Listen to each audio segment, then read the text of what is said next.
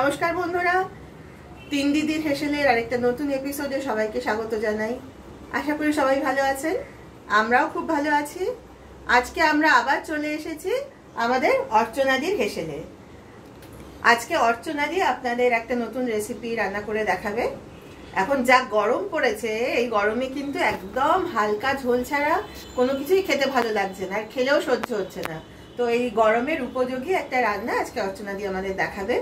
তাহলে চলুন দেখে নিই আজকে অর্চনাদি কি বানাচ্ছে।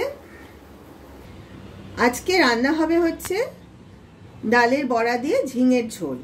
তা আমরা যা যা উপকরণ ব্যবহার করছি সেগুলো আপনাদের দেখিয়ে দিই। এখানে দেখুন কেটে রাখা হয়েছে কিছুটা ঝিঙে আর একটা আলু।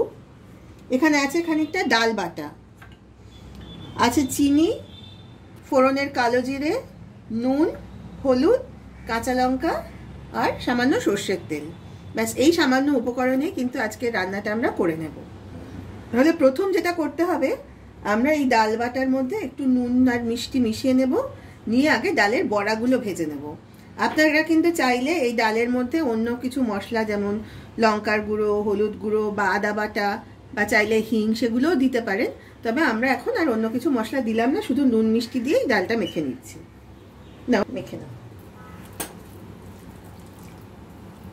ডাল বাটাতে নুন মিষ্টি প্রথমে মেখে নেওয়া হলো। এখানে আমরা গ্যাস জ্বেলে গ্যাসে একটা কড়াই বসিয়ে দিয়েছি। কড়াইতে সর্ষের তেল দেওয়া হয়েছে। তেলটা গরম হয়ে গেলে প্রথমে আমরা ডালের বড়াগুলো ভেজে নেব। আমাদের তেলটা গরম হয়ে গেছে, এবার একটা একটা করে বড়া তেলের মধ্যে ছেড়ে দেওয়া হচ্ছে। প্রথমে বড়াগুলো ভালোভাবে ভেজে নেওয়া হবে। আমাদের ডালের বড়াগুলো ভাজা হয়ে গেছে, এবার আমরা রান্নার মূল পর্বে চলে যাব। এবার তেলের মধ্যে হাফ চামচ মতো কালো জিরে ফোড়ন দিয়ে দেওয়া হলো। তার সঙ্গে অর্চনাদি দিয়ে দিচ্ছে দুটো কাঁচা লঙ্কা।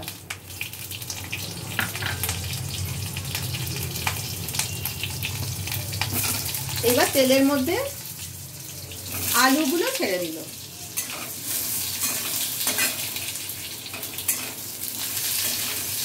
আলুটা তেলের মধ্যে ফোড়নের সাথে কিছুটা সময় নাড়াচাড়া করে তারপর কেটে রাখা ঝিঙেগুলো তেলের মধ্যে দিয়ে দেবে।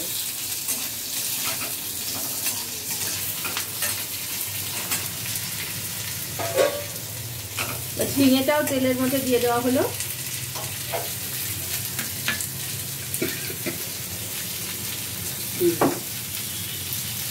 এবার কড়াইতে দিয়ে দেওয়া হচ্ছে পরিমাণ মতো নুন, সামান্য হলুদ আর দিয়ে দিতে হবে স্বাদ মতো চিনি। এই নুন মিষ্টিটা কিন্তু আপনারা আপনাদের নিজেদের স্বাদ অনুযায়ী দেবেন, যে যেরকম খেতে পছন্দ করেন। এবার সব উপকরণগুলো ভালোভাবে নেড়ে মিশিয়ে দিতে হবে।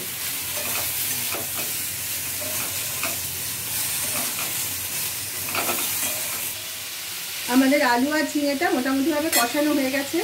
এবার কড়াইতে পরিমাণ মতো জল দিয়ে দেওয়া হচ্ছে। জলটা দিয়ে আবার সবজিগুলো আবার ভালোভাবে নেড়ে দেবে।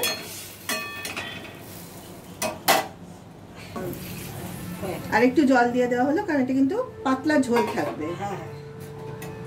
এবার কেটে চাপা দিয়ে দেবে, ঢাকা দিয়ে দিলে হবে আস্তে আস্তে। তো তাহলে এবার একটা ঢাকা দিয়ে রাখো। হ্যাঁ,